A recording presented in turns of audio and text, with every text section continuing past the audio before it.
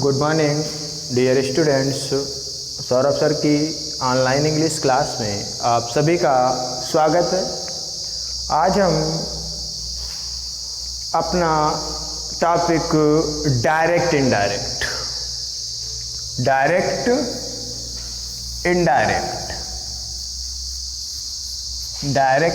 And indirect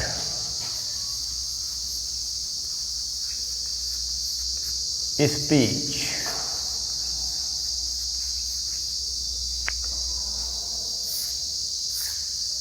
direct indirect speech के बारे में आज स्टडी की जाएगी। आज ये जो वीडियो है ये डायरेक्ट इनडायरेक्ट के मेन जो बेस होता है उस पर बेस्ड है। सभी स्टूडेंट्स बहुत ही ध्यान से इसको देखें। हालांकि आप पिछली कक्षाओं में पढ़ चुके हैं, फिर भी आपसे कोई मिस्टेक ना हो या कुछ बच्चे अभी ना समझ पाए हों, इस वजह से आज डायरेक्ट इनडायरेक्ट स्पीच बिल्कुल ही स्टार्ट से आपको बताई जाएगी इस वीडियो के माध्यम से। तो आइए हम शुरू करते हैं। डायरेक्ट इनडायरेक्ट स्पीच क्या होती है? तो सबसे पहले आता है डायरेक्ट स्पीच। डायरेक्ट स्पीच इसको हिंदी में कहते हैं प्रत्यक्ष कथन। प्रत्यक्ष कथन। और दूसरा होता है हमारा इनडायरेक्ट स्पीच।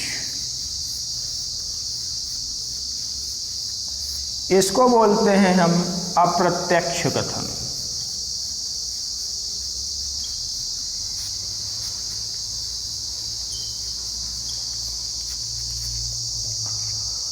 तो डायरेक्ट स्पीच जिसको प्रत्यक्ष कथन बोलते हैं, जो हम लोग आपस में कन्वर्सेशन वार्तालाप करते हैं जब दो व्यक्ति होते हैं, तब प्रत्यक्ष कथन तो हम डायरेक्ट बात करते हैं। और एक बात की जाती है इनडायरेक्ट स्पीच, जो हम तीसरे की बात का वर्णन करते हैं। कि जैसे राम और मोहन आपस में बात कर रहे हैं कि राम कहता मोहन से मैं कानपुर जाऊंगा, ठीक है, तो ये हो गया डायरेक्ट स्पीच। लेकिन राम, मोहन और श्याम आ जाए तीसरा, तो राम और मोहन, ठीक है, आपस में बातें कर रहे हैं कि श्याम कल कानपुर जाएगा, तो ये क्या हो गया हमारा अप्रत्यक्ष कथन। जब किसी के बारे में हम क्या करते हैं, कोई बात करते हैं, थर्ड पर्सन आ जाता है, तब हमारा क्या होता है इनडायरेक्ट स्पीच। तो इनडायरेक्ट स्पीच में हमारी क्या होती हैं, दो चीज़ें होती हैं, एक रिपोर्टिंग वर्ब और दूसरी रिपोर्टिंग स्पीच, या इसको रिपोर्टिंग पार्ट या रिपोर्टेड पार्ट जो भी बोलते हैं। तो एक वाक्य लिख लेते हैं कि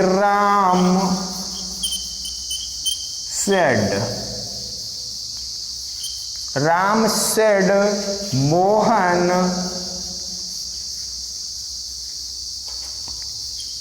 विल गो टू दिल्ली। ये हमारा एक वाक्य हो गया। तो इस वाक्य में देखिए दो चीजें आपको दिखाई दे रहे हैं, एक कामा के बाहर का भाग और एक इन्वर्टेड कामास के अंदर का भाग। तो जो बाहर का भाग होता है, जो हमारा बाहर का भाग होता है, उसे हम क्या कहते हैं,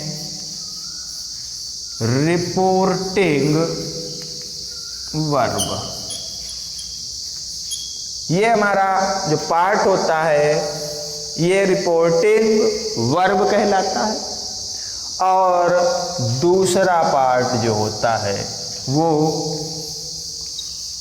रिपोर्टिंग स्पीच, या इसको रिपोर्टेड पार्ट भी बोलते हैं। रिपोर्टेड स्पीच या रिपोर्टेड पार्ट या जो भी, ठीक है। तो रिपोर्टिंग वर्ब और रिपोर्टिंग स्पीच। तो रिपोर्टिंग वर्ब जिसमें सेड लगा हो वो हमारी रिपोर्टिंग वर्ब, और इन्वर्टेड कामास के अंदर वाला भाग हमारा रिपोर्टिंग स्पीच, या मॉडर्न इंग्लिश में इसको रिपोर्टेड पार्ट भी बोला जाता है। तो हमारा जो डायरेक्ट से इनडायरेक्ट बनाने का जो क्रम है उसमें रिपोर्टिंग स्पीच में ही परिवर्तन किया जाता है। रिपोर्टेड पार्ट का जो रिपोर्टिंग वर्ब का परिवर्तन जो होता है वो कम होता है। मेन परिवर्तन जो मेन चेंजेस होते हैं हमारे वो रिपोर्टिंग स्पीच में ही किए जाते हैं।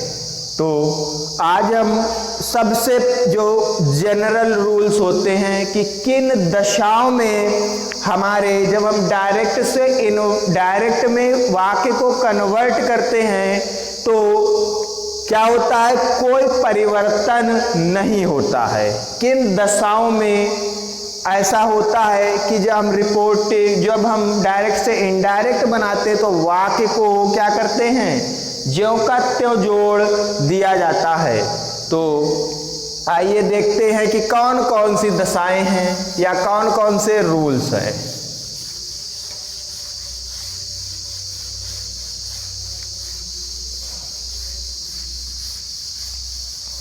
सभी स्टूडेंट्स इसको ध्यान से देखें।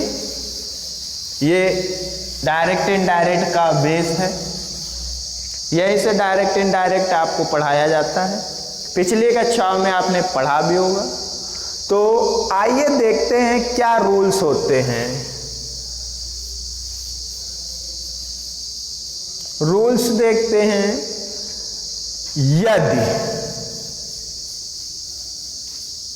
यदि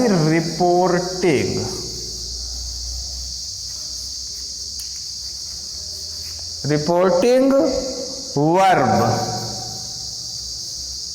यदि रिपोर्टिंग वर्ब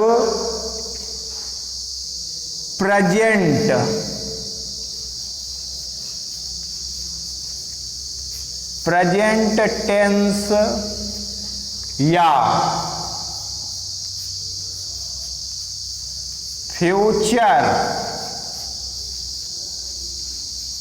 टेंस में हो, प्रेजेंट टेंस या फ्यूचर टेंस में हो तो इनडायरेक्ट बनाते समय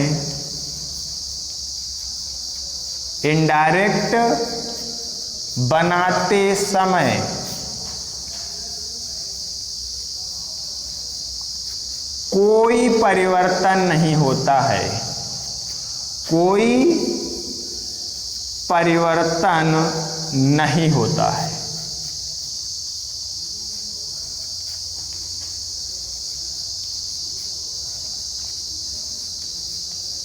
कंडीशन क्या आ गई कि यदि हमारे वाक्य की रिपोर्टिंग वर्ब प्रेजेंट टेंस या फ्यूचर टेंस में दी गई हो तो जब हम उसका इनडायरेक्ट बनाएंगे तो उसमें कोई परिवर्तन नहीं करेंगे, बल्कि एक उचित कंजक्शन या कनेक्टर लगाकर वाक्य को ज्यों का त्यों जैसा लिखा है वैसा ही जोड़ देते हैं। लेकिन कब, जब हमारी रिपोर्टिंग वर्ब प्रेजेंट टेंस या फ्यूचर टेंस में होती है।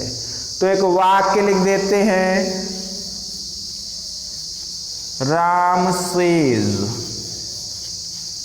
कामा inverted comma, Mohan had gone, Mohan had gone, Ram says, comma inverted comma, Mohan had gone. तो राम, अब देखिए ये सेज दिया है, यस या यस किस में आता है, प्रेजेंट में ही तो किसी वाक्य में लगाते हैं हम। तो जहां पर सेज दिया हो, ठीक है, कब? रिपोर्टिंग वर्ब में। ये हमारी क्या है? रिपोर्टिंग वर्ब प्रेजेंट या फ्यूचर टेंस में हो तो कोई परिवर्तन नहीं होता है। तो ये वाक्य क्या बन जाएगा? Ram says that. एक उचित कनेक्टर लगाकर वाक्य को जोड़ा जाता है। Ram says that Mohan had gone। ठीक है, ये वाक्य हो गया हमारा। एक और वाक्य देखते हैं, वाक्य नंबर। सभी बच्चे नोट डाउन भी करते रहें इन चीज़ों को, जो भी आपको इम्पॉर्टेंट चीज़ें मिल रही हैं उनको अपना कॉपी पेन लेकर नोट डाउन करें और अपने अच्छे से नोट्स तैयार करें, क्योंकि डायरेक्ट इनडायरेक्ट जो है वो सभी कक्षाओं में 10 से लेकर 12 तक लगातार पूछा जाता है। तो आइए देखते हैं वाक्य कि सीता विल से। Sita will say comma inverted comma Sheila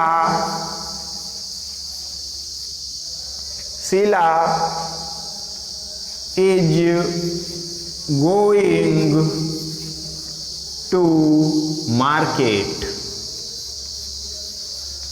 inverted comma close कर देते हैं। अब देखते हैं सीता विल से विल आ गया।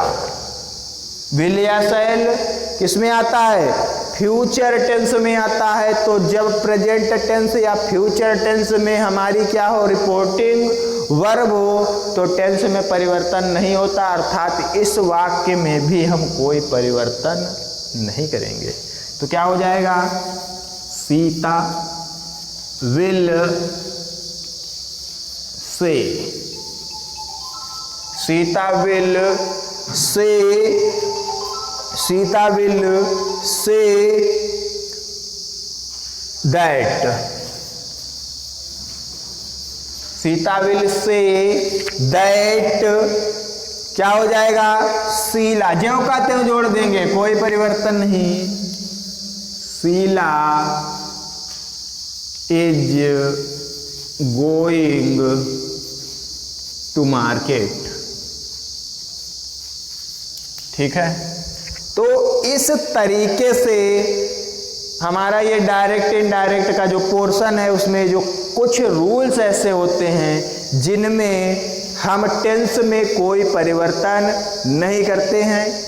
ये एक रूल्स था, एक रूल ये हो गया। अब रूल नंबर 2 देखते हैं कि उस दशा में भी हमारा जो वाक्य है उसमें कोई परिवर्तन नहीं होता है। एक बात और नोट डाउन कर ले कि अगर ऑब्जेक्ट दिया हो तो सेज को टेंस में बदल देते हैं। यदि ऑब्जेक्ट दिया है तो सेज को किस में बदल देते हैं?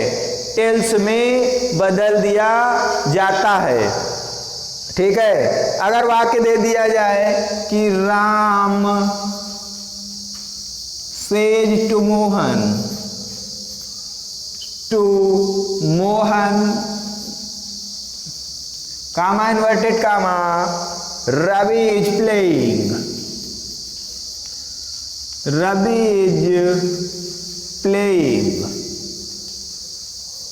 Ravi is playing inverted comma closed. इसमें देखिए ऑब्जेक्ट दे दिया गया, सेड या सेज, जो भी उसके बाद हमारा पर्सन दिया होता, जो भी कर्ता दिया होता उसे हम ऑब्जेक्ट मान लेते हैं। तो राम हो जाएगा क्या? टेल्स। और ये 2 हटा देते हैं, पूरा सेज 2 को किस में बदल देते हैं? टेल्स में। तो Ram tells Mohan that Ravi is playing. Ravi is playing. तो इस तरीके से ये पहला रूल आपने पढ़ा कि रिपोर्टिंग वर्ब किस में हो, प्रेजेंट टेंस, फ्यूचर टेंस में डायरेक्ट इनडायरेक्ट बनाते समय हम कोई परिवर्तन नहीं करते हैं, बल्कि दैट लगाकर एक उचित कनेक्टर लगाकर वाक्य को ज्यों का त्यों जोड़ देते हैं। आइए देखते हैं अन्य कुछ स्थितियां भी हैं, उसमें भी ऐसा होता है कि हम वाक्य को ज्यों का त्यों जोड़ देते हैं। इस रूल्स को बड़े ही ध्यान से देखें, स्टूडेंट्स ज़्यादातर इसी में गलती करते हैं, वो टेंस में परिवर्तन कर देते हैं और हमारा जो डायरेक्ट इनडायरेक्ट है वो गलत हो जाता है। ठीक है, तो बहुत ही ध्यान से देखें, बेसिक चीज़ें आज बता रहा हूँ। ठीक है, अभी तक रिपोर्टिंग वर्ब हमारी किस में थी, प्रेजेंट या फ्यूचर टेंस में। अब यदि हमारी रिपोर्टिंग वर्ब, यदि रिपोर्टिंग वर्ब पास्ट टेंस में भी है, पास्ट टेंस में हो, यदि रिपोर्टिंग वर्ब हमारी किस में हो, पास्ट टेंस में हो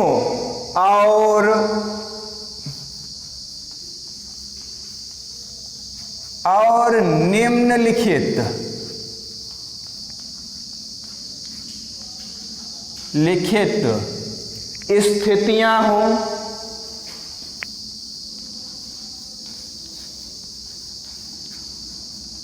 स्थितियां हो, निम्नलिखित स्थितियां हो, जैसे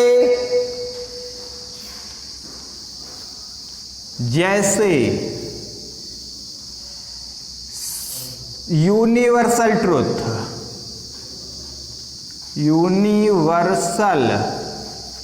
ट्रुथ, सार्वभौम सत्य,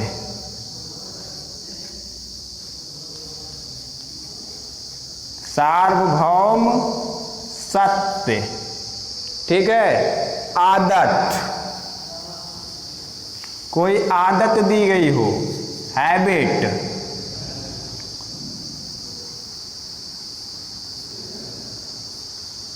ठीक है, कोई ऐतिहासिक घटना हो, ऐतिहासिक घटना,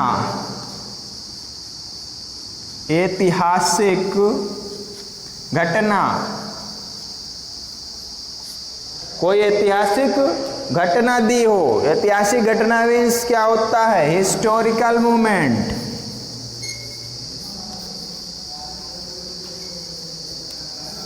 हिस्टोरिकल, ठीक है, मोमेंट।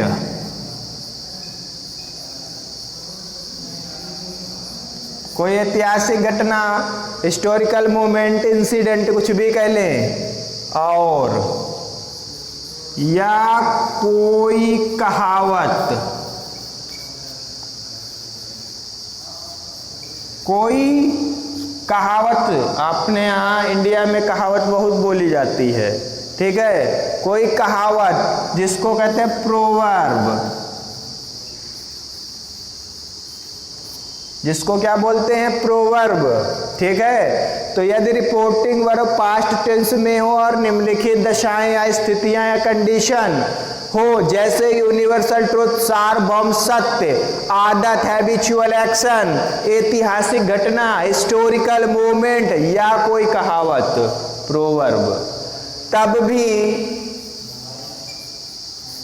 भी इनडायरेक्ट बनाते समय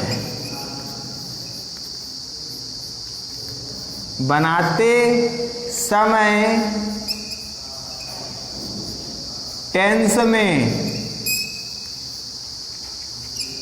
कोई परिवर्तन नहीं किया जाता है, कोई परिवर्तन नहीं किया जाता है।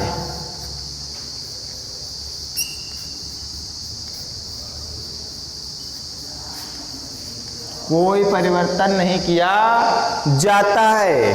देखिए एग्जाम्पल्स देखते हैं हम। तो सबसे पहले क्या आता है, यूनिवर्सल ट्रुथ। तो क्या लिख दे, the teacher said, the teacher said, the teacher said the earth moves round the sun.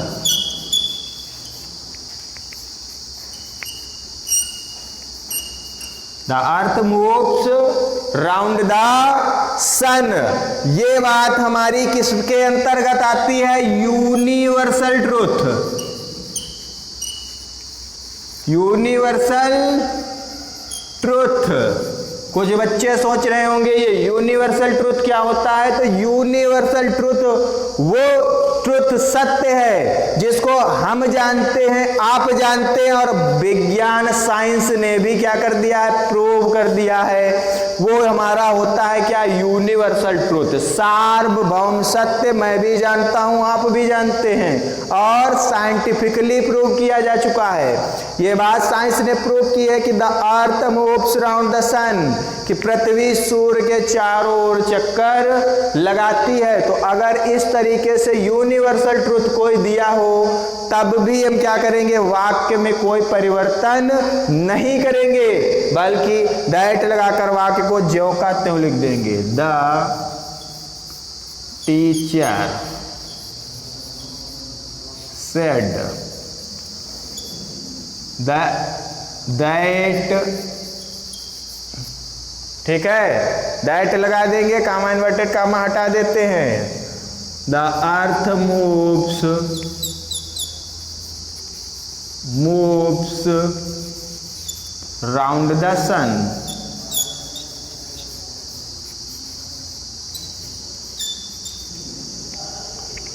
ये तो हो गया यूनिवर्सल ट्रूथ। अब कोई आदत, हैबिचुअल एक्शन, वाक्य दे दे, Meena said dogs bark at the stranger. Dogs bark at the strangers. ठीक है, इस तरीके से वाक्य अगर आपका दिया है तो ये हमारा क्या होगा, dogs bark at the strangers, की कुत्ते अजनबियों पर भौंकते हैं। ये क्या है, कुत्तों की आदत है, हैबिट है। तो ये हमारा किसके अंतर्गत आ गया, हैबिचुअल एक्शन। हैबिचुअल एक्शन, आदतन किया गया कार्य। तो इस तरीके के वाक्य में भी हम कोई परिवर्तन नहीं करेंगे। तो क्या हो जाएगा, Meena said that, Meena said that dogs barks at the strangers.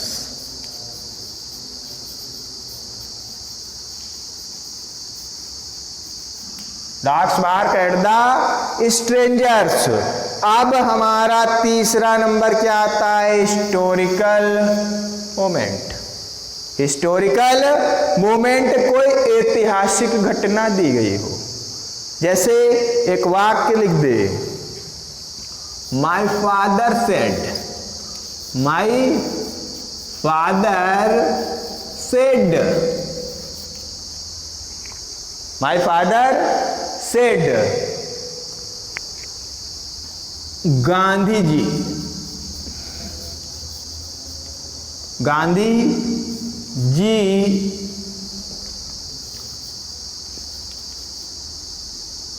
Died, Gandhi ji died on 1948, Gandhi ji died on 1948 कि गांधी जी जो थे वो किस में मरे थे? 1948 में मरे थे। ये वाक्य हमारी क्या है? यूनिवर्सल हिस्टोरिकल मोमेंट है। ऐतिहासिक इतिहास में आपने पढ़ा होगा कि ये गांधी जी 1948 में मर गए थे। तो इस वाक्य को भी क्या कर देंगे? My father said that Gandhi ji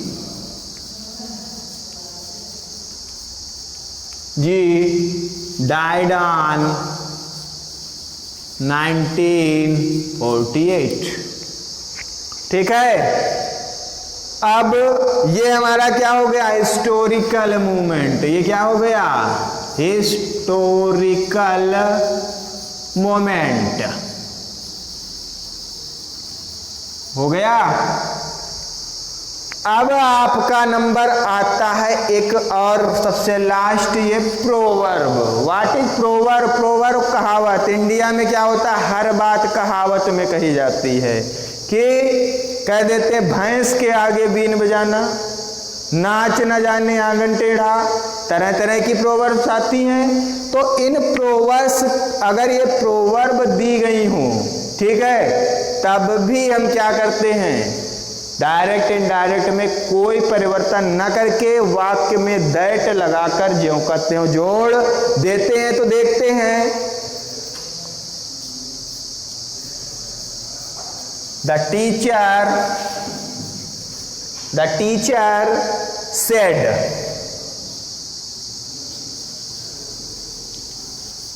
comma inverted comma,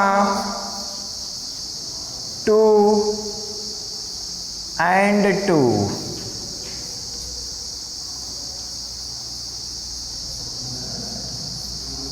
make for, the teacher said two and two make four। तो ये हमारी क्या होती है? कहावत। 2 और 2 4 होते हैं। तो क्या बन जाएगा? The teacher said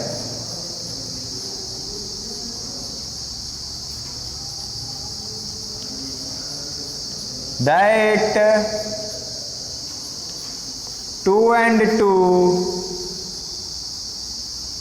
make 4। ठीक है, तो इस तरीके से आपके एक और कहावत होती है, the cat is away mice will play. और भी कहावतें होती है कि बिल्ली चली गई तो चूहे खेलने लगे। ठीक है, और भी बहुत सी कहावतें हैं। तो इस तरीके से आज आपने डायरेक्ट इनडायरेक्ट का बेस फॉर्म क्या होता है? जब डायरेक्ट से इनडायरेक्ट बनाते समय कोई परिवर्तन नहीं किया जाता है टेंस में कोई परिवर्तन नहीं किया जाता है और वाक्य को ज्यों का त्यों जोड़ दिया जाता है। तो आज के लिए इतना है। सभी स्टूडेंट्स इस वीडियो को बड़े ही ध्यान से देखें और समझने का प्रयास करें। ठीक है, और अगर फिर भी कुछ नहीं समझ में आता है तो हमारे कमेंट सेक्शन में जाकर कमेंट करें और अपनी प्रॉब्लम्स हमें बताएं। Thank you.